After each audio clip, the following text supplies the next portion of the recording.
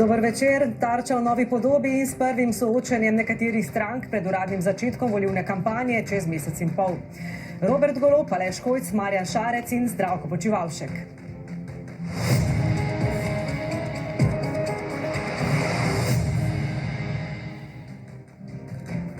Volitve so razpisane, kampanjo lahko spremljamo že lep čas. Da bodo tokratne volitve prelomne, pravijo na levi in na desni. Bodo odločali spopad vrednot in ideološka vprašanja. Trenutno prvi izzivalec premierja Janeza Janše, Robert Golob, politiko desnice opisuje z besedami fašizem, jeza in sovraštvo. SDS mu odgovarja, da je fašizem omenil šele, ko je ostal brez položaja v GEN-I-ju. Odločale pa bodo tudi mnoge druge teme, od prodaje hotelov, zadolževanja, razpadanja javnega zdravstva do napovedanih stavk zaradi dviga plač zdravnikom in energetskih vavčerjev. Najprej Žan Dolajš, po prispevku pa začnemo razpravo v studiu.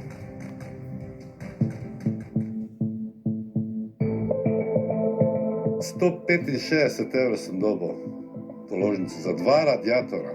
Najrajši bi radiatore dol zrezal pa zablombiral to. Zima je Slovence močno udarila po žepu, a prihajajo bombonjere, ne bombončki, pravijo nekateri vladni ministri. 710 tisoč državljanov bo prejelo 150 evrov energetskega dodatka, najkasneje do 15. aprila, obljublja vlada. Da ne bo nesporazumov, bombončke oziroma drobtinice talajo državljanom socialisti, ostalo vzamejo zase. Naše pomoči pa so konkretne, zajetne in obsežne, take, da nekaj zaležejo, da ljudje čutijo, da jih, ko so v težavah, nismo pozabili. Mi gradimo skupnost. Tako SDS-ov Jože Tanko. Opozicija je kritična, pomoč prihaja prepozno oziroma tik pred volitvami. Veliko prizadetih ne bo dobilo nič. Poglejmo, kdo vse bo ostal brez pomoči. Samski zaposleni denimo, ki zasluži 700 evrov in živi v podnajemniškem stanovanju, kjer plačuje visoko najemnino. Takega državljana lahko trenutni zneski na položnicah pahnejo čez rob. Medtem pa bodo pomoč dobili vsi upokojenci, ki prejemajo 999 evrov pokojnine in imajo stanovanjsko vprašanje v veliki večini že rešeno. Tudi študent v najemniški sobi z visokim računom za ogrevanje ne bo dobil nič. 300 evrov najemnine za nekaj kvadratov veliko sobo je v Ljubljani trenutno žal nekaj popolnoma normalnega. Temu prištejemo še enormno povečanje stroškov ogrevanja in elektrike. Za veliko študentov je to enačba, ki se ne izide.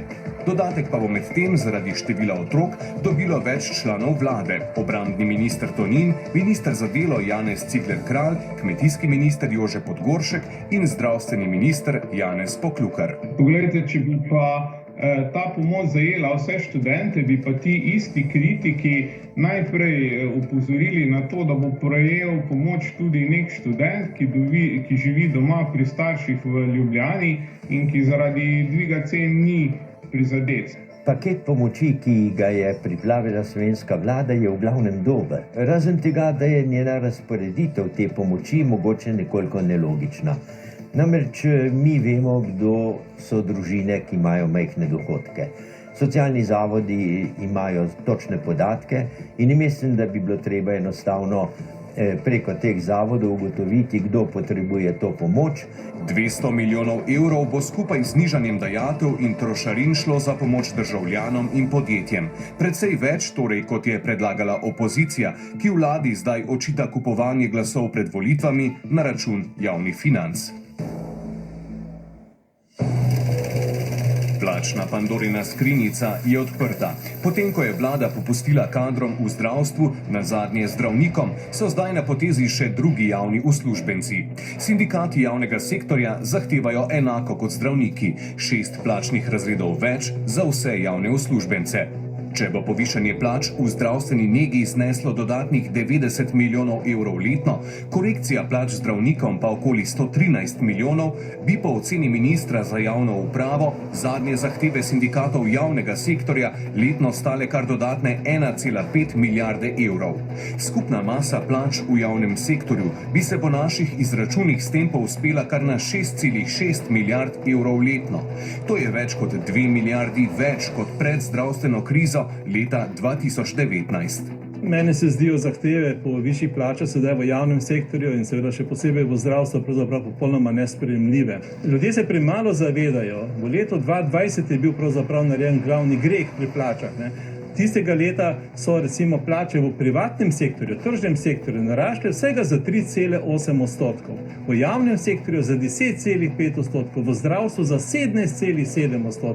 To je nora rast recimo v času, ko smo imeli zelo resno depresijo v gospodarstvu. Septembra lani je nominalni dolg države presegel rekordnih 40 milijard evrov. Vsak slovenski državljan je bil torej dolžan več kot 20 tisočakov. Glede na bruto domači proizvod pa zadolžen znaša 79,6% bruto domačega proizvoda. V času vlade Alenke Bratušek, ki je podedovala hude posledice finančne krize, je ta delež tudi presegal 80%. Slovenija se za protikrizne ukrepe v tej krizi zadolžila manj kot primerljive države. Tudi breme plačevanja obresti na javni dolg za državni proračun je manjši kot pred krizo. Pri nas smo popolnoma izgubili meje zadolževanja v tujini. Takšnega, jaz sem 40 let v ekonomiji in se ne spomnim, da bi imeli takšen način zadolževanja v tujini. In seveda, vi lahko obljubite više plače, rabite večje odhodke v državnem proračunu, ker prihodkov nimate, vsaj tako velikih ne, se morate zadolžiti v tujini. In to je rešitev, ki je zdaj očitno univerzalna rešitev za številne slovenske probleme, ne samo za plače v javnem sektorju.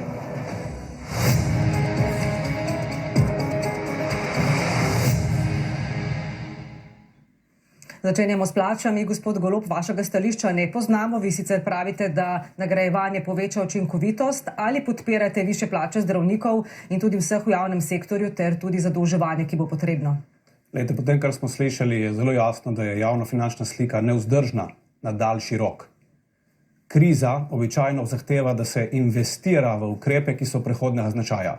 Dvigovanje plač ni prehodnega značaja. To je prva stvar, zakaj smo proti temu, da se danes, v tem trenutku, povišuje plače v javnem sektorju. Vsem. Zdravniške in vse druge. Vsem. Drugi argument pa je, da takrat, ko se gre v povišanje plač, se mora tudi sprejeti nova pravila. Če hočete nove normative. In ti so povezani z ugotavljanjem uspešnosti. Spravi, zelo sem za to, da bi se plače povišale, vendar ne na račun fiksnih plač, ampak na račun ugotavljanja uspešnosti in pa pravil, ki jih se morajo pri tem spoštovati. Če pa že vztraja vlada pri tem, da bo še pred volitvami dvignila zdravnikom, potem pa sem prepričan, da si medicinske sestre zagotovo zaslužijo ta dvig bolj kot pa zdravniki. Gospod Hojs, odpirate Pandorino skrinjico tik pred volitvami? Ne, meni sicer čudi, da nekdo, ki zasluži približno 45.000 evrov bruto na mesec in ki v svojih sloganih, saj teden nazaj bilo tako razumeti, govori, da bo pravzaprav to tista njegova politična smer, kjer bodo vsi Slovenci zaslužili toliko kot on, nasprotuje dvigu plač. Jaz dvigu plač ne nasprotujem. Mislim, da so tako zdravstveni delavci, tako od zdravnikov do medicinskih sester in vseh ostalih podvrednoteni. Morali pa se bomo enkrat v tej državi pogovoriti tudi o tem, ali je res prav, da so zdravniki, učitelji, policisti, torej izhodiščni plačilni razredi na enakem nivoju. Sam sem prepričan, da ne. Zato je prav, da se odpre ta socialna razprava oziroma dogovor o plačah in prepričan sem, da bomo v naslednjih 3-4 oziroma mesecih do volitev našli rešitev tudi za ostale javne uslužbence. Ne skrbi vas zadolževanje, ja? Zadolževanje me nikakor ne skrbi. Torej, lahko ste pogledali rezultate, ki ste jih oziroma številke, ki jih je vaš novinar pripravil. Torej, naš javni dolg v GDP-ju se zmanjšuje, smo pod 80%, torej v času levih vlad, torej LDS-a, gospe Bratuško in tako naprej, smo presegli že 80%. Prvič v zgodovini, v naši celotni zgodovini, smo se zadolžili za negativno obrestno mero, torej ne poznam junaka, ki bi si sposodil, na pamet rečem, 1000 evrov in bil dolžan zgolj 970 evrov, torej vsak pameten gospodar si tak denar sposodi in ravno to počne naša vlada. Gospod Golob, odgovor, plačo. Zato, ker minister Hojs tako dobro zavaja, da še bojo mamo je prepričal. Tukaj je moja plačilna lista, ko sem bil še predsednik uprave. 7000 neto dobim na račun. To, kar minister Hojs razlaga, pač razlaga. Pa bomo lahko kasneje o tem več. Glede dolga in negativnega dolga. Dolg je vedno treba vrniti. Ko je dolg namenjen investiciji, je smiselen. Ko je dolg namenjen zapravljanju, takrat nam ne pomaga, kakšne so obresti.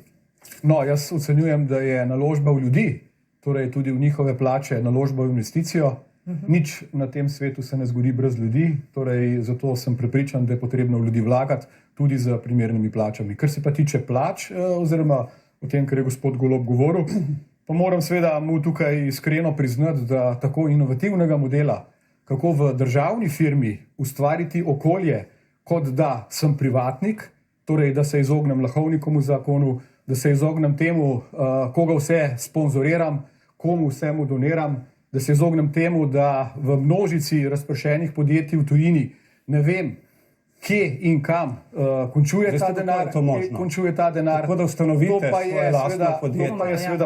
To pa je seveda zelo inovativen pristop, ki ga poznamo. In primerjava donosnosti GEN-I-ja, mednarodne konkurence, tukaj v procentih lahko vidite, GEN-I tam nekje na 2%, resne tuje firme pa seveda ta donosnost merijo v več procentih, tudi tam nekje do 15%. Če lahko odgovorite, potem še druga dva. Moram. Še enkrat. 3 neresnice. Prvič. Donosnost, ki jo kaže, sploh ni donosnost, ampak je maržnost. Ampak gospod minister policijski pač tega ne razume. Vlada, njegova vlada, je pred 3 tedni potrdila letni načrt SDH-ja. To so vse državne podjetje. En sam kriterij je ključen. Veste kateri? Donos na kapital. In veste, koliko je za SDH? 5%. Vlada, njegova vlada, 5%, s tem je zadovoljna. Veste, koliko je bil donos na kapital GEN-I-ja v lanskem letu? 50%. 10krat višji od tega, kar je vlada policijskega ministra Hojsa ravno kar potrdila.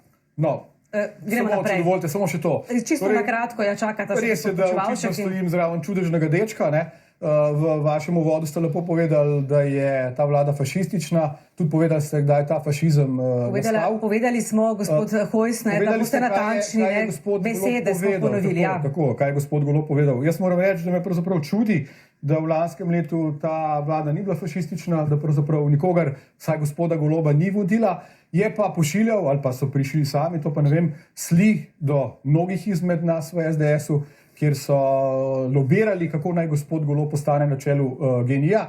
In če vas zanima, kako se postavlja vzporedni kandidat za mandatarja, si preberete danes pismo enega od, mislim, upokojencev stranke SD, mislim, da se piše gospod Horvat, kjer je natančno opisal, kako sta Mirko in Slavko, se opravičujem, ne Mirko in Slavko, sta bila ona dva gospoda iz partizanskih stripov, Slavko in Niko, naredila kompleten načrt, kako naj izgleda lik novega mandatarja. Dobro, to ne vemo, kdo je napisal, gospod Hojs. In našla v njem gospoda Goloba. Gospod Hojs je soočen z resnico o tem, da je GEN-I 10krat boljši od državnega SDH-ja, začne pripovedovati zgodbe o čem? O partizanih, o Mirkotih, Slavkotih.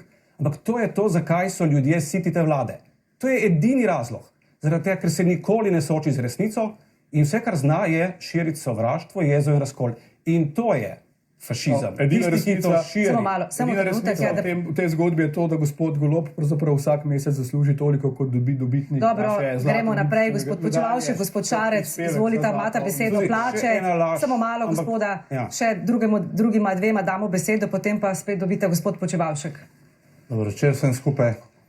Zdaj, dvig plač za zdravnike za 6 razredov je pač ukrep, s katerim začasno gasimo hudo in težko situacijo v zdravstvenem sistemu.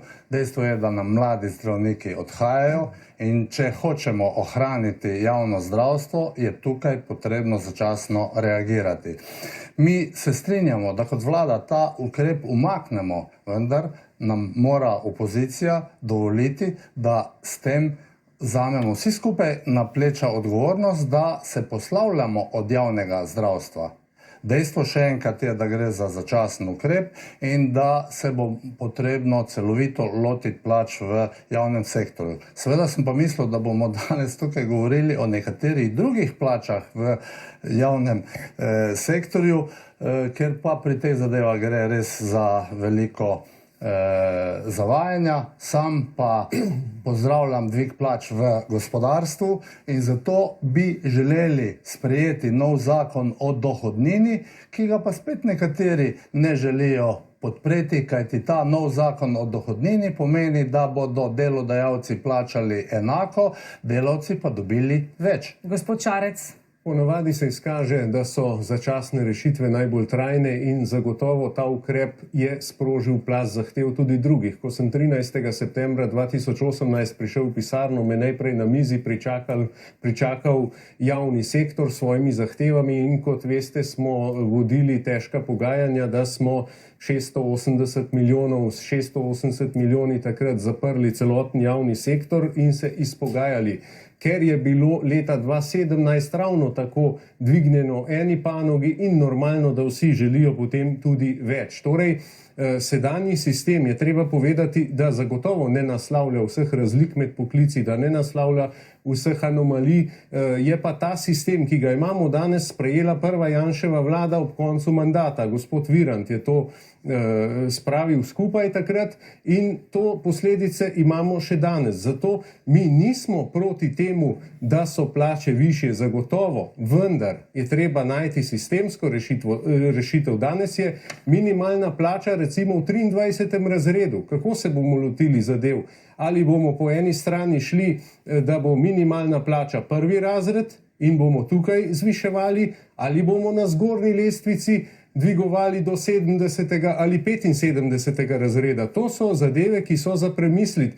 Je pa tako, da če bomo dvigovali eni skupini kakor začasno, do takrat bo že nastal cel kaos in naslednjo vlado bodo ravno tako na mizi pričakali sindikati, ki bodo imeli svoje zahteve, in če se sistemsko ne bomo lotili tega problema po volitvah, potem ne bomo prišli daleč. Taki dvigi so pa bolj politika požgane zemlje, namreč vedela je vlada, če eni skupini dvigne plače, da se bodo vzdignile tudi druge skupine in bo kaos. In potem seveda, ko oni mislijo tako, ko bomo šli mi iz vlade, nas ne briga, zato je tudi zadolževanje, zato je zdaj višanje teh zdravniških plač, zato so tudi je trošenje neomejeno, boni tukaj, boni tam. No pa gremo zdaj ravno tukaj naprej. In to vse mimo sistemskih rešitev. Vse te zadeve se morajo reševati sistemsko, ne tako parcialno. Gospod Počivalšek. Jaz se strinjam, da je potrebna sistemska rešitev, ampak v tem trenutku moramo rešiti javno zdravstvo. Naši zdravniki odhajajo preko meje zaradi višjih plač. In če hočemo ta problem rešiti, je potrebno nujno in hitro reagirati. Potrebno pa bo v nadaljevanju sistemsko rešiti to zadevo, ampak tudi v gospodarstvu, še enkrat ponavljam. Zdaj okrog zadolževanja in pa razdaljevanja bombončkov pa naslednje. Mi smo z hitrimi ukrepi po COVID krizi, 10 protikoronskih ukrepov, gospodarstvu vložili 2,3 milijarde, od tega 1 milijardo turizmu. Danes imamo najboljše rezultate v zgodovini. To nam priznavajo na koncu tudi OECD in pa analiza, ki jo je naredil The Economist, da smo na drugem mestu po uspešnosti ukrepanja v gospodarski krizi, zdravstveni krizi na tem ekonomskem področju. Fiskalni svet pa pravi, smo reagirali hitro za to, da zaščitimo tiste socialno najbolj ogrožene na eni strani, z ukrepom za upokojence in za tiste z nizkimi plačami, za vse, za gospodarstvo in posameznike z začasnim umikom omrežnin, ki bodo znižale položnice za vsaj 35%, neodvisno od razredov, in za energetsko intenzivno industrijo namenili 70 milijonov evrov, s katerimi želimo pač pomagati 14.500 pomembnim slovenskim podjetjem, ki so izvozniki. Ja, hotela sem samo še to dodati. Hotela sem samo še to dodati, da je Fiskalni svet pravi, da s temi ukrepi spodkopavate srednjeročno in dolgoročno vzdržnost javnih financ. Javne finance so boljše, kot so bile kadarkoli. To nam tudi bonitetne hiše govorijo. In zadolžiti se takrat, ko imaš maksimalno gospodarsko rast, ko imamo bruto družbeni produkt najvišji, je drugače kot par let nazaj, ko je bila struktura obrnjena. Gospod Golob, energetski vaučeri, kaj vas moti pri teh ukrepih? Pomoč najranljivejšim, pa tudi ministrom z velikimi družinami.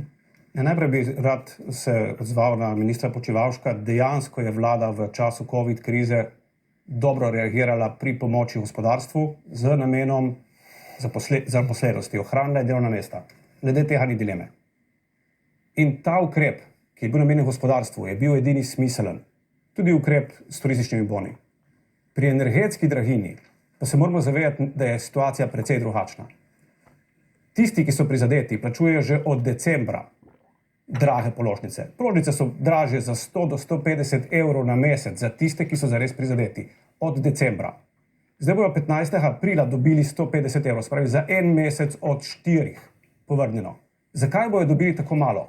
Zato, ker bo zraven teh, ki so dejansko prizadeti, velika večina dobila vavčerje, ki dejansko energetske draginje, govorimo o gospodinstvih, ne čutijo.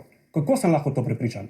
Zato, ker je polovica Slovencev in Slovenk, državljank in državljanov, pri geniju. In mi nismo spremenili cen, kar pomeni, oni ne čutijo nobene draginje, govorimo o gospodinstvih. Pa bojo ravno tako prejemniki vavčerjev. Jaz osebno bom prejemnik vavčerja. In se mi zdi to popolnoma nesmiselno, ker živim na podeželju, nimam zemeljskega plina, ogrevam se na elektriko in elektrika je enaka. In nesmiselnost teh ukrepov je, da smo dali ogromno denarja, ampak problem je, da ne pride do tistih, ki so najbolj prizadeti. In to je glavni problem energetskih vavčerjev. V Mariboru, v Jesenicah, na Vrhniki, če hočete, tam, kjer so podražitve v Sevnici najvišje, tam delovno aktivni ljudje ne bodo dobili ničesar. Prizadeti so pa z 500 ali več evrov v zimi. In to je ta, če hočete, napaka pri vavčerjih, ker delimo, brez da bi se vprašali, kdo je tisti, ki je dejansko prizadet. Gospod Hojs? Ne, vse analize, ki jih je pripravil minister za delo, družino in socialne zadeve, seveda so bile usmerjene v to, da pomagamo tistim najranljivejšim. Res je, da smo se na vladi povsem na koncu, mislim, da je bilo to v zadnjem krogu usklajevanja, odločili, da vavčerji pripadajo tudi vsem tistim, ki dosegajo pokojnino nižja kot je 1000 evrov. Torej še dodaten bi rekel, še dodatna spodbuda tistim, ki najmanj zaslužijo. Kaj pa ministri z velikimi družinami? Poglejte, jaz mislim, da je to ena od tistih najbolj populističnih zadev, ki ste jih v zadnjih tednih kazali, bi rekel, novinarji. Ampak to ste sprejeli, ne? Ne, sprejeli smo dodatek za vse tiste, ki imajo velike družine. Torej, zdaj jaz pravim, hvala Bogu, da imamo tudi take ministre, ki imajo velike družine. Nataliteta je ena ključnih problemov tega naše slovenske družbe. Torej, nič nam ne bo pomagalo, da bomo imeli zeleno energijo ali pa sončno energijo, če v tej Sloveniji ne bo naših državljanov, Slovencev in Slovenk. Torej, sam seveda absolutno podpiram. Mimogrede pa še to. Večina podražitev se je res, da, tako kot je povedal gospod Golob, zgodila na bi rekel, toplovodnih omrežjih, ne na energiji, pa ne zaradi tega, ker bi temu prispeval GEN-I, ampak zaradi tega, ker so prav tisti, ki vodijo posamezne občine, stvari podražili tudi za 100%. Tlele je dopis, ki ga so prejeli večina ljubljanskih odjemalcev toplote, kjer so jim upravniki povedali, da se je v Ljubljani ogrevanje, pogledajte, od decembra 2020 do decembra 2021, torej sploh ne danes, ampak že lani, ko sploh še ni bilo take krize, podražilo za 104%. Jaz sem včeraj v eni od oddaj povedal tudi, da je podobno tudi v Velenju. Danes sem dobil protestno pismo velenjskega župana. Moram reči, da vkolikor je bila tista številka napačna, ki sem jo včeraj omenil, se mu seveda globoko opravičujem. Moram pa reči, v tem dopisu, ki mi ga je danes poslal, še vedno ni povedal, koliko se je podražila ta energija. Povedal je zgolj to, da so se podražili kuponi, CO2 kuponi za 300%, kako primerljivo energijo v Velenju prodajo. Še zmeraj pa nimam podatka, koliko dejansko se je tam podražilo ogrevanje. Ne na račun elektrike, ampak na račun toplovoda. Vlada kroji politiko celi državi na podlagi pisem, namesto da bi naredila analizo pri svojih podjetjih. Seveda so upravniki s skupnimi kotlovnicami velik problem. In ta problem je treba rešiti. Ampak ne na ta način, kotlovnice, to je termoelektrarna Toplarna Ljubljana. Ne na tak način, da bodo potem, naprimer pri Petrolu, ki je največji dobavitelj tem skupnim kotlovnicam, dvignili vsem cene s 1. aprilom. Kaj vam hočem povedati? Vedno je problem v tem, da je treba ugotoviti, kdo je tisti, ki se mu je dejansko nekaj podražalo. Ne, koliko otrok ima nekdo, to ni nič odvisno, koliko so ti podražali energijo. In podražil se je zemeljski plin, in podražil se je v Mariboru. Maribor in Jesenice so najbolj prizadeti, ne Velenje. Jaz ne vem, kje dobivate ta pisma, minister Hojs, upam, da res policijskih postaj. Ne, županov. Samo malo, ja. Gospod Šarec, gospod Počivalšek. Ja, prej je bilo rečeno strani gospoda Počivalška, kako je ta pomoč hitra. Zdaj, če je tako hitra, zakaj bodo ljudje dobili to na račune 15. aprila, kar je tik pred volitvami. Ne? Tukaj gre za predvolilne bombončke, ker bon ne, je bon na bon. Skratka, vse se rešuje z boni, nič se ne rešuje sistematično. In kot ste že sami v prispevku pokazali in kot je že gospod Golob lepo povedal, da niso dobili tisti, ki bi to res potrebovali, tisti, ki pa niso v taki stiski, so pa dobili. In to je res. Pavšalno reševanje teh vprašanj zagotovo meji oziroma je dokazano, da gre samo za predvolilne manevre. In take zadeve nas bodo po volitvah, nas bodo zaradi takih zadev še kako javnofinančno bolele glave, ko bo že leta 2023 treba vrniti milijardo in potem bo problem, če se vrne še fiskalno pravilo. In ne pozabimo še eno zadevo, ki je tukaj zelo pomembna. Mi imamo že 5,1% inflacijo. Namreč, ko se združijo vse te težave skupaj, inflacija, zadolženost in pa vrnitev morebitna fiskalnega pravila, takrat se bodo pa začele težave. Zato pravim, da ta politika požgane zemlje, češ kaj bo za nami, nas ne zanima, ni dobra in to nas bo še teplo. Gospod Počivalšek, politika požgane zemlje, samo gospod Počivalšek najprej. Politika požgane zemlje pomeni to, da imamo gospodarstvo v najboljši kondiciji in platformo, na osnovi katere bomo delali naprej uspešne korake. To je prva zadeva. Drugič, ukrepi na energetskem področju so trije. Ne želite slišati, da je sprejet ukrep znižanja oziroma neplačevanja omrežnine za 3 mesece, ki naslavlja oboje. Vse državljane Republike Slovenije in podjetja z konkretnimi efekti na področju položnic. In tretjič, separatno energetski vavčerji za najbolj ogrožene plus reagiranje za energetsko intenzivno industrijo. Bilo bi pa potrebno reči tudi to, da bi bilo prav, da bi firme, ki imajo monopolni položaj v državni lasti, to zadevo upoštevale in da bi v tem energetsko kriznem območju ali pa času reagirale na način, da ne bi maksimalno višale cen, ker za to ni dobene osnove. Zato, ker se sama struktura stroškov pri večini električne energije ni spremenila. Ja, gospod Golob, gospod Hojs. Ne, sej, popolnoma se strinjam s tem. Zdaj, problem je sem, da ko smo mi to zamrznili, to ni kaj dosti koristilo, da bi kdo to upošteval. Bi se pa rad navezal, omrežnina, na kateri govori minister Počivalšek, pravilno je, da se ukrepa za gospodarstvo, ker tam ni drugih ukrepov. Nobene potrebe ni, da se meni doma znižuje omrežnina. Jaz plačujem natančno isto ceno elektrike, kot sem jo plačeval pred enim letom. Ne rabim znižanja omrežnine. In zakaj pravim, da ne rabim? Ker distribucijska omrežja so tista hrbtenica, na katerem bo slenel celotna zelena preobrazba cele države. Brez modernih distribucijskih omrežij mi se ne moremo preobraziti in pripraviti na podnebno krizo. Ampak gospod Počivalšek je že dejal tamle v Dubaju, da smo zelena država. Ne, pa sej smo res, imamo fantastično naravo, pa tudi ljudi. Ampak gospodarstvo. Problem je, da brez hrbtenice, in to so distribucijska podjetja, v katera bo treba v resnici vlagati več kot v preteklosti. Zdaj jim pa mi v celoti jemljemo 3-mesečni celoten prihodek. To sem pomeni, da bo te 3 mesece treba vrniti. Žal tudi gospodarstvo, žal tudi gospodinjstva. Ta denar ne rase na drevesu. To je. No, jaz razumem, da nekdo, ki zasluži torej 45.000 evrov na mesec, da mu ni potrebno zniževati omrežnine. Boste vprašali po tem, ko bodo dobili ljudje položnice, ali vseh teh 800.000 ljudi oziroma več v Sloveniji zadovoljnih s tem, da se jim je ta omrežnina znižala. Jaz mislim, da je to nujen ukrep. Ne nazadnje, poglejte, mi imamo elektrodistribucijska podjetja, ki bi morala praviloma ves svoj denar, torej poleg stroškov, poleg plač, ki imajo tudi izjemno lepe plače, seveda nameniti za gradnjo infrastrukture. V lanskem letu so ta podjetja ustvarila 70 milijonov evrov dobičkov. Torej, brez kakršnih koli težav bodo ta dobiček prelevili v znižanje omrežnine, torej dali slovenskim državljanom, sam seveda zagovarjam, da ljudje to dobijo. Obenem pa lahko z tega mesta obljubim, da bomo tudi v naslednjem mandatu cene energentov in omrežnine obdržali na ravni položnic, ki jih bodo ljudje dobili v mesecu marcu, aprilu in maju. S tem seveda, da bomo bistveno ceneje prodajali energijo, torej energijo, ki jo danes tudi GEN-I prodaja recimo po dvakratni ali pa trikratni ceni proizvodne državnega podjetja, ki je lastno. Bomo tukaj le zdaj naredili pauzo in se vrnemo takoj po kratkem predahu.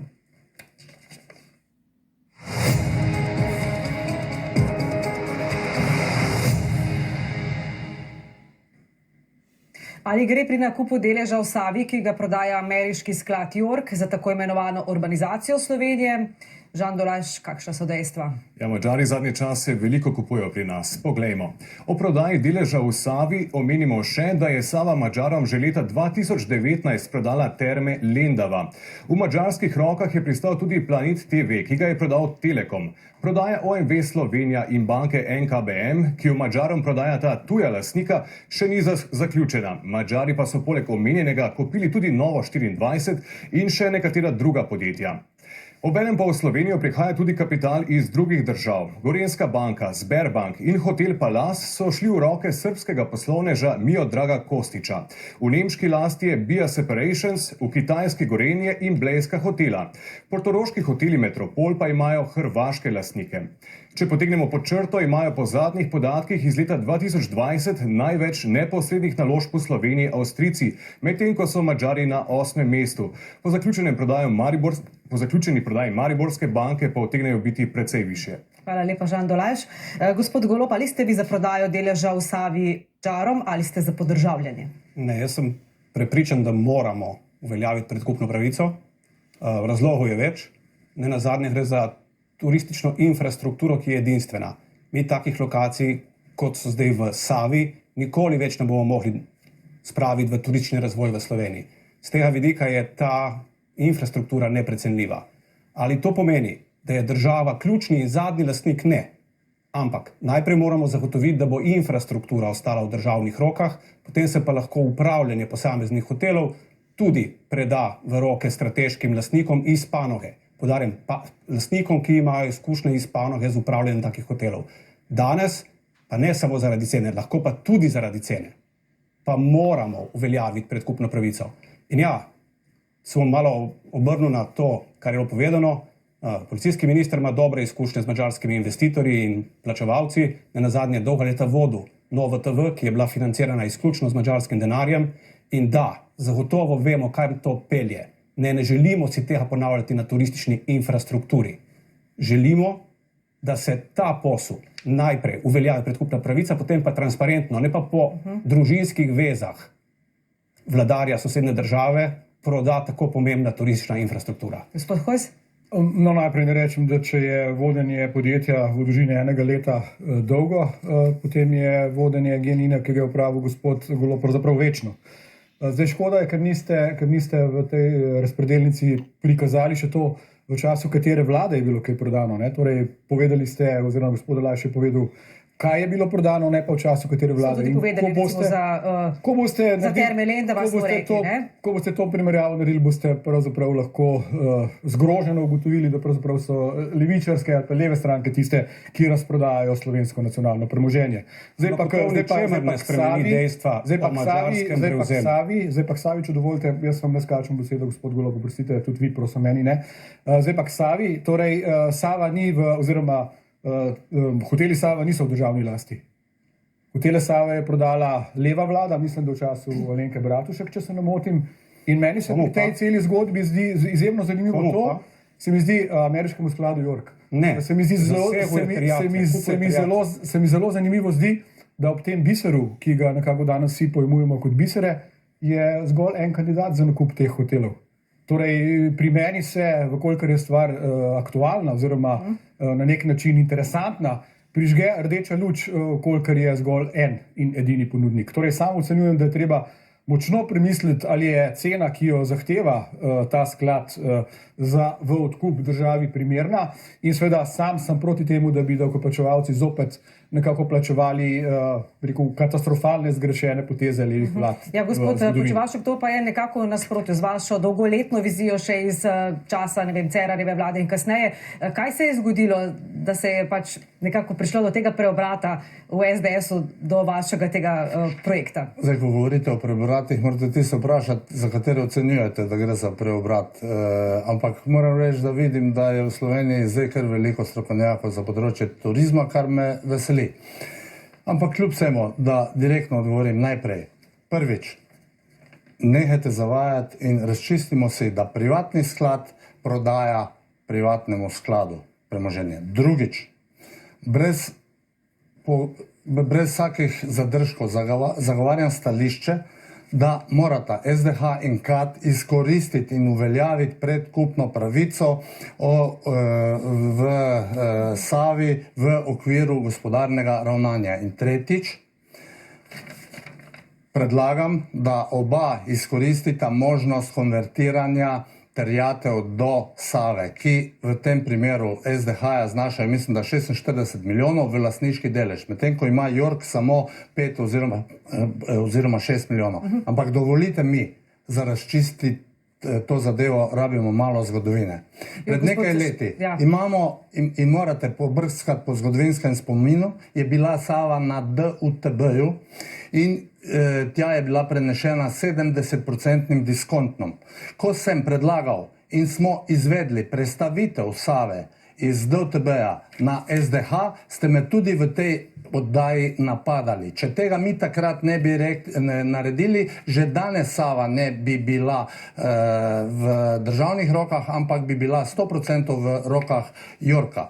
Drugič, dovolili mi boste, da to zadevo zaključim. Prosim, jaz samo na kratko, da ne bomo preveč časa tukaj zdaj. Vprašajte se, kdo je prodal Lendavo, Terme Banovce, kdo je prodal Metropol, kdo je prodal Palas v Portorožu. Isti igravci, ki danes bijejo plat zvona, da mora država odkupiti deleže v Savi. Še nisem končal.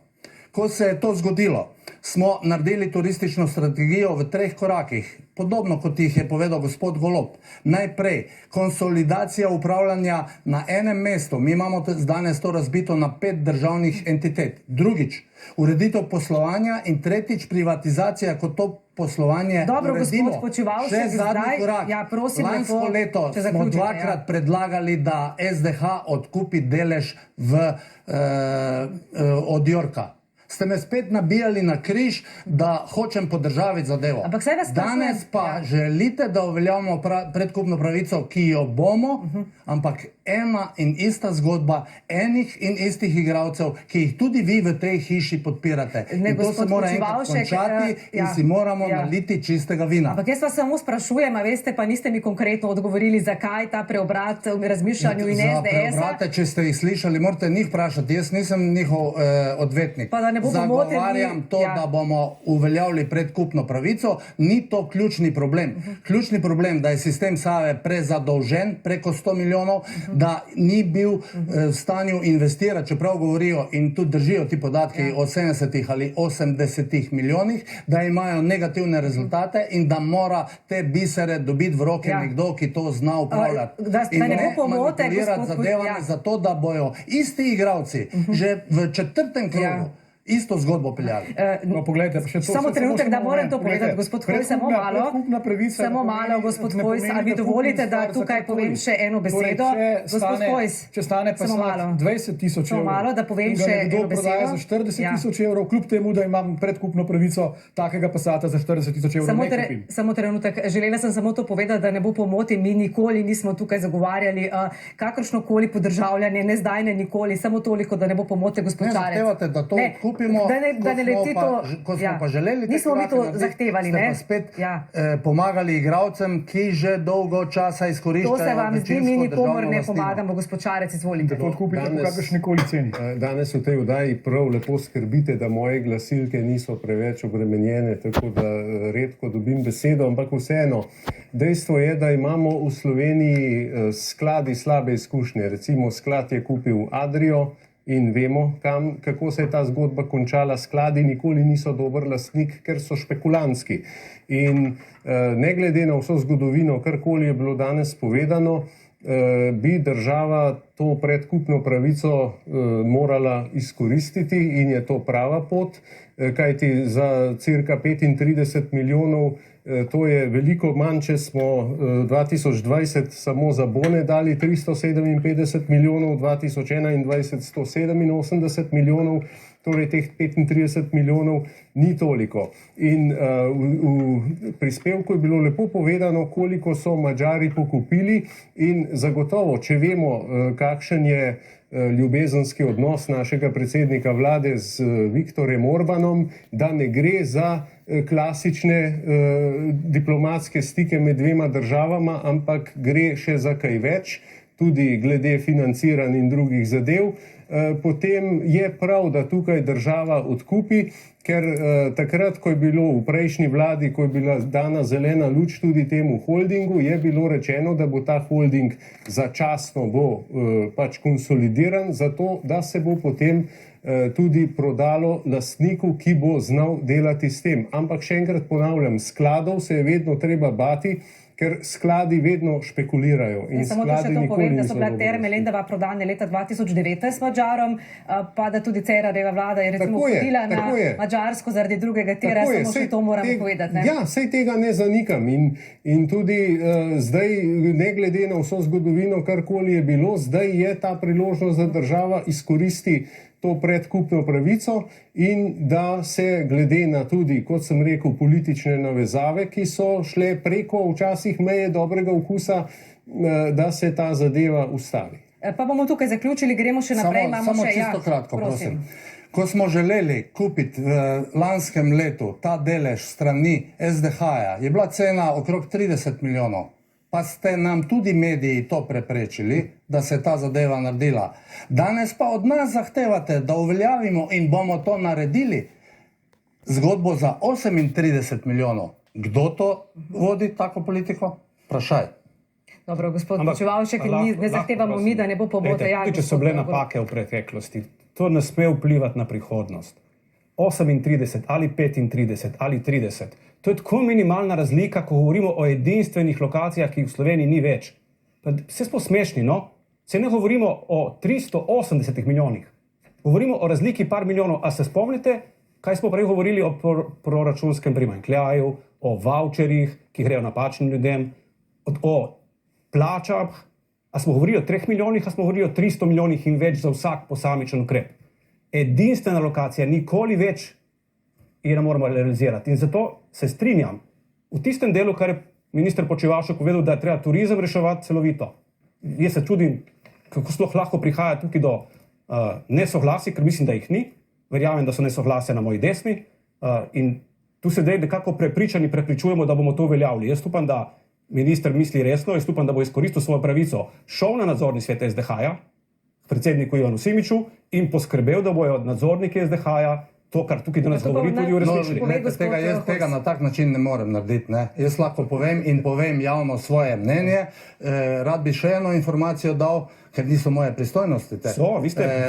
Vi ste Sava je imela leta 20 55 milijonov prometa, iz naslova vnovčenja turističnih bonov so dobili od države oziroma od državljanov, ki so jih pri njih investirali 23 milijonov evrov in iz naslove nadomestila fiksnih stroškov še 10 milijonov na 55 milijonov prometa. Država je pomagala Savi, sedaj pa moramo priti do tega, da končno v Savi skonsolidiramo lastnika, ki bo znal to zadevo peljati, tako kot je rekel, biserju primerno. Boste naročili vašim fantom na SDH-ju, da bodo uveljavili predkupno pravico? Poglejte, mi ne delamo na tak način, kot očitno delajo ali pa so delale vlade, v katerih je zelo gospod Golob. Mi ne hodimo na nadzorne svete, ne naročujemo ljudem, ki so v gospodarstvu, prepuščamo tako analize, ocene in seveda ekonomsko smotrnost tistim, ki so za to usposobljeni. Jaz kot politik v tem trenutku ne morem povedati, ali je cena 35 ali 33 primerna ali neprimerna. Sam pa ocenjujem, da 3 milijone evrov ni tako majhen denar, kot je za nekatere na moji levi, pravzaprav brezpredmetno, ali 3 milijone več ali pa 3 milijone. No, gledajte, zdaj smo pa pri točki, ki sem jo čakal cel večer. Gospod minister je bil z mano v tej oddaji pred približno 2 meseci. Takrat je povedal, da on kadruje in da sprejema odgovornost. Danes to zanika. Takrat je povedal dve neresnici. V redu, dve neresnici. O podražitvah elektrike za bolnice. Rekel je, da je GEN-I podražil elektriko za bolnice, čeprav GEN-I sploh ni bil dobavitelj. To je prva neresnica. Ne, sem povedal, in potem je GEN-I na razpisu Takoj boste odgovorili. dal za $500 milijona nižjo ceno od takratnega dobavitelja. To je bil Petrol. $500 milijona nižjo.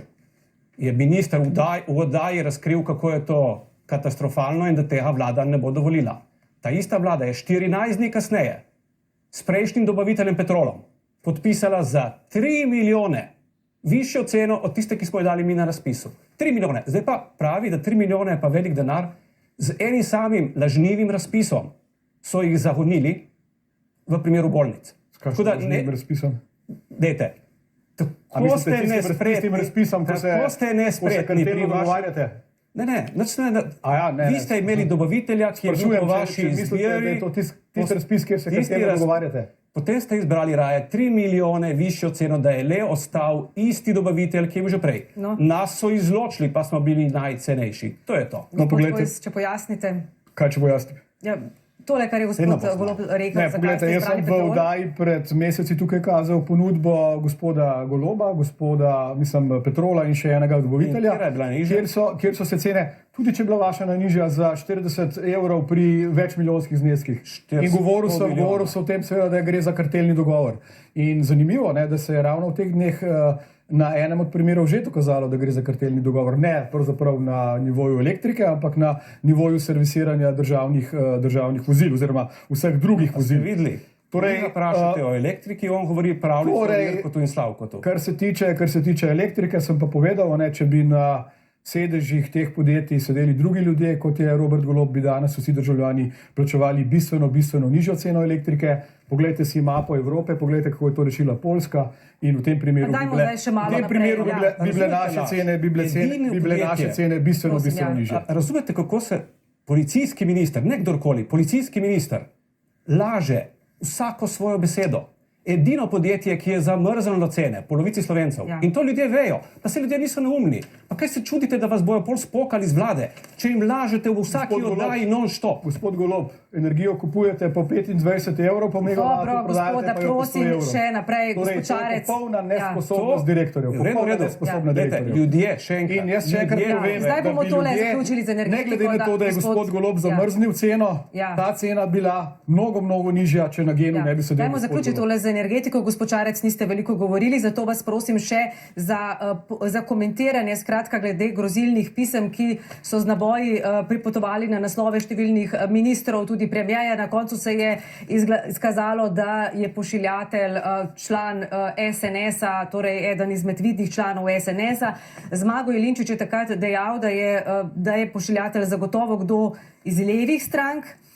Torej, kaj menite pravzaprav vsem tem, kaj je to pokazalo, da policija dobro deluje, kako bi to komentirali? Ja, potem je gospod Jelinčič tako desen, da je želel, ali kako.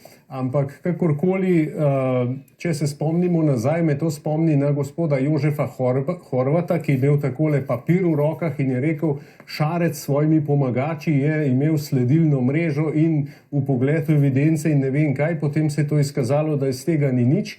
In ko so lani, mislim, da je bilo to oktobra, ko so ti famozni naboji prišli, upam, da bomo to zdaj tudi videli. Niso prišli do pošiljateljev, ker so končali že na pošti, ker je pač tak sistem za varovane osebe.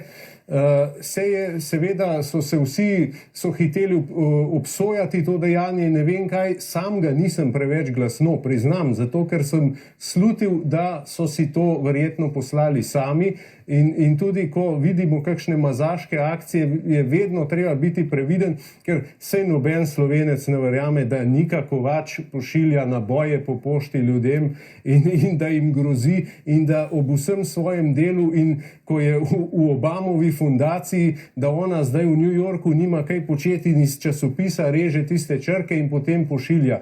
To je klasična partijska šola, kjer je gospod Janez Janša seveda bil izšolan, to je kumrovška šola in tako se pač dela. Naredimo sami, potem pa obtožimo opozicijo ali kogarkoli že, je pač takrat potrebno. In zato temu ne nasedajmo in nikakor, da bi jih imeli za žrtve, ker žrtve zagotovo oni niso.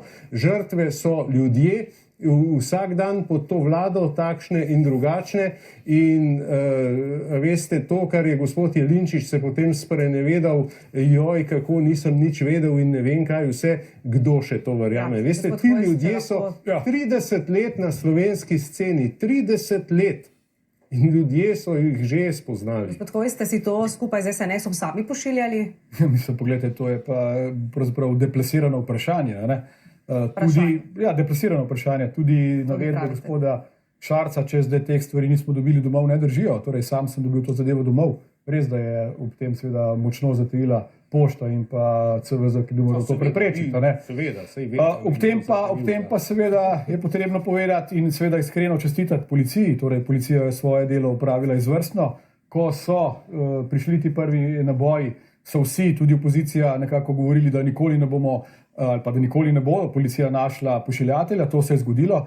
To je po moje pravzaprav eno veliko priznanje policiji in pa seveda tudi opozorilo vsem tistim, ki bi poskušali početi kaj takega, da je policija strokovna, da dela, bi rekel, nekako ne politično in seveda, da želi, da se vse take stvari tudi ustrezno raziščejo. Gospod Počivalšek, gospod Golob. Jaz lahko povem samo to, da je v mojem primeru pošta ustrezno reagirala, jaz te pošiljke nisem dobil domov, ker so jo prej prestregli. Videl sem pa slike, ki so mi jih kriminalisti pokazali z vsebino moje poštne pošiljke, ki pa je imela naboj in pa vse tiste grozilne zadeve zraven. Tako da moram reči, da sem bil ponosen na reakcijo obeh državnih ustanov, pošte na eni strani in pa policije na drugi. Pa vas je kaj presenetilo, kdo je pošiljatelj? O tem se da diskutirati. Ni me presenetilo v tem kontekstu, da imam še vedno sam svoje mnenje, kdo je. Gospod Golob? Tle sem pa navezal na to, v kakšni državi živimo. V državi, kjer je logično, da se pošiljajo naboji, ugotovimo, da so poslani v resnici kot provokacija za nasprotno stran. Policijski minister se pohvali, da imamo fantastično policijo, ki zna oglobiti posameznika, zato ker je kršil svobodo govora in ker je žalil policijo prvič, odkar smo osamosvojeni, se je to zgodilo. Da je policijska postaja oglobila nekoga, ker je satiro žalil policijo in policijski minister je seveda ponosen na strokovno delo. Ejte, če kaj, v tem je ravno delo policije rezultat te politike sovraštva in razkola. In ne, na delo policije ne moremo biti neponosni, žal, pa ne zaradi policistov, ampak zaradi vodstva. Še manj pa si želimo, da se bo tako delo nadaljevalo, ker to delo, veste kam vodi? V policijsko državo. No, tukaj le bomo končali pa nadaljevali takoj po predahu. Ostanite z nami.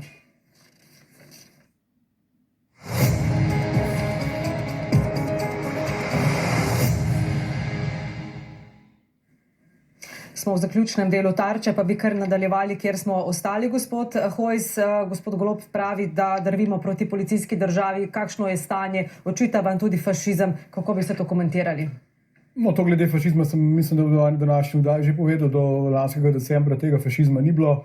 Bilo so tudi, bi rekel, moledovanje preko ljudi, da bi se gospod Golob lahko predstavil na Novi 24. To je tudi naredil, mimogrede, takrat je imel enega od svojih uvodnih intervjujev, zato da je pojasnil svojo vlogo. Tudi oglaševali so, ne, na Novi 24, če se... Predvsem manj kot na Pop TV, recimo, ne, ki je danes glavni sponzor ali pa medijski pokrovitelj gospoda Goloba.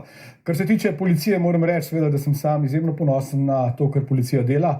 Policija je ena od tistih sistemov, ki je zadolžena za to, da v državi vzpostavlja javni red in mir, da varuje premoženje in seveda življenje prebivalcev. In moram reči, ko hodim širom po Sloveniji, me mnogi ljudi nekako trpljajo po rami in povedo, da končno je policija tudi v Ljubljani začela delati red. Tako da sam seveda sem povsem na drugačnega mnenja kot gospod Golob. Kar se pa tiče celotnega konteksta, pa moram reči, in morda bom verjetno s tem tudi zaključil, da je gospodarska rast, ki smo jo imeli v lanskem letu, celo višja, kot smo jo napovedali. Dobro, pa pustimo zdaj gospodarsko rast. Zadnji rezultati kažejo na skoraj 7% gospodarsko rast in za razliko od kolegov iz opozicije je za nas razdeljevanje vavčerjev, više plače, torej investiranje v ljudi, vse to, kar ljudem dajemo, ne predvolilni bonbon, ampak način, v katerega želimo to našo priljubo domovino spremeniti. In jaz verjamem, da jo bomo z nadaljevanjem našega vladanja, da bodo ljudje to videli, seveda tudi v veliki ali pa v največji meri tudi uresničili. Gospod Golob, vas je zaskrbelo za stanje v državi šele potem, ko ste ostali brez visoke nagrade, pa tudi pojasnilo, zakaj ste oglaševali potem na televiziji Novi 24, če pravite, da širijo... Najprej, brez nagrade sem ostal, zato ker sem se mi jo odrekel. Ne zato, ker bi ostal brez službe. Še vedno imam službo na GEN-I-ju. Še vedno bi lahko dobil nagrado, pa sem se vnaprej odrekel. Glede oglaševanja na ne samo Novi 24, povsod. Ja, ampak rekli ste se šele potem, ko ste vstopili v politiko. Ne. Policijski minister... Celo lansko leto je nekako poskušal prepričati desnico, da je pravi človek za vodstvo GEN-I-ja. Gospod Golob. Policijski minister natančno ve, ker mu je bilo to predstavljeno, da oglašuje GEN-I uravnoteženo. In kaj oglašuje? Potrebo po zeleni preobrazbi. Zaradi tega, ker podnebna kriza ne bo nikogar spustila. Vse nas bo zadela. Zato se moramo tisti, ki gledamo ene medije in tisti, ki gledajo druge medije, pripraviti in se zeleno preobraziti. Po domače, sončne elektrarne smo oglaševali in še danes verjamem, da jih GEN-I oglašuje. Pa to ni več moje področje. Bolj pomembno kot to je pa to, kar govorimo o policiji. A je res, smo lahko ponosni na policijo, ki zasolzi glavno mesto sredi turistične sezone? A smo res lahko ponosni na policijo, ki izdaja globe dijakom, ker želijo v šolo? A smo res lahko ponosni na policijo, ki dobesedno izvaja verbalni delikt? Ne. Na tako policijo ne moramo biti ponosni. Pa dajmo še besedo gospodu Počivavšku in gospodu Šarcu. Jaz moram povedati, da mi v stranki konkretno želimo skupaj z partnerji Ljudsko stranko, Novo ljudsko stranko, z Zelenimi Slovenije pa z novimi socialdemokrati v okviru gibanja Povežimo Slovenijo povezovati. Mi o tem ne govorimo, to tudi dejansko delamo. Mi presegamo razlike in postavljamo temelj novega projekta, ki bo usmerjen v naprej. Delamo liberalni, ljudski in zeleni center in v politični prostor želimo prenesti gospodarsko logiko usmerjeno v prihodnost. Mi smo v programu naslovili 73 izzivov in 373 rešitev zanje, med katerimi so tudi rešitve za prej omenjeno problematiko, depolitizacija policije, to, kar že dela Rudi Medved, ko preiskovalna komisija dela svoje, in tako nameravamo po volitvah tudi opraviti revizijo vseh teh dejanj in vseh teh političnih nastavitev na policiji. Hvala lepa, gospodje, še se bomo videli v tem studiu. Hvala za nocoj in tudi seveda hvala vam.